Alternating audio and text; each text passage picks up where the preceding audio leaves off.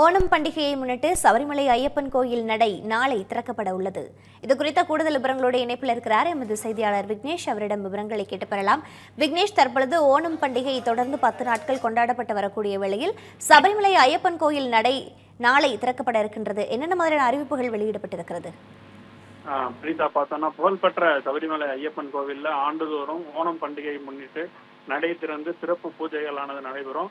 அந்த வகையில பார்த்தோம்னா கேரளால இந்த ஆண்டு ஓணம் பண்டிகையானது வருகிற 5ஆம் தேதி கொண்டாடப்படுது. இதையொட்டி பார்த்தோம்னா சபரிமலை ஐயப்பன் கோவில் நடையானது நாளை மாலை 5 மணிக்கு திறக்கப்படுகிறது. கோவில் நடைய பார்த்தோம்னா தந்திரி கண்டரு மகேஷ் மோகனர் முன்னிலையில மேல் சாந்தி அருண்குமார் நம்பூதிரி கோவில் நடையை திறந்து வைக்கிறாரு. தொடர்ந்து 4ஆம் தேதி அதிகாலை 5 மணி முதல் வழக்கமான பூஜைகள் நடைபெறும். அதனை அடுத்து ஓணம் பண்டிகையான 5ஆம் தேதி சிறப்பு வழிபாடுகள் நடைபெற்று ஓணம் பண்டிகையை முன்னிட்டு 4, 5, 6 ஆகிய 3 நாட்களுக்கு பார்த்தோம்னா ஐயப்ப பக்தர்களுக்கு இந்த ஓணம் சத்யா விருந்தானது வழங்கப்படுது.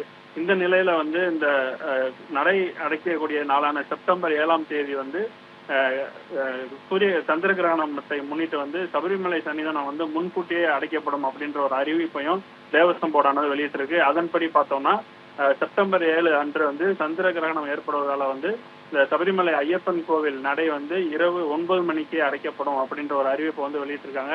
9 மணிக்கு அடைக்கப்படுவதனால இரவு 8:50 மணிக்கே ஹரிவராசனம் பாடப்பட்டு கோவில் நடையானது அடைக்கப்படும் அப்படின்ற அறிவிப்பு தேவஸ்வம் போர்டு வெளியிட்டிருக்காங்க. மீண்டும் பார்த்தோம்னா மாத பூஜைக்காக, அதாவது செப்டம்பர் 16ஆம் தேதி முதல் 21ஆம் தேதி வரை மாதாந்திர பூஜைக்கு கோவில் நடை திறந்திருக்கும் அப்படின்னும் தேவஸ்வம் போர்டு அறிவிப்பு குறிப்பிடப்பட்டிருக்கு. பிரீதா, நன்றி விக்னேஷ், விவரங்களை வழங்கியமைக்கு.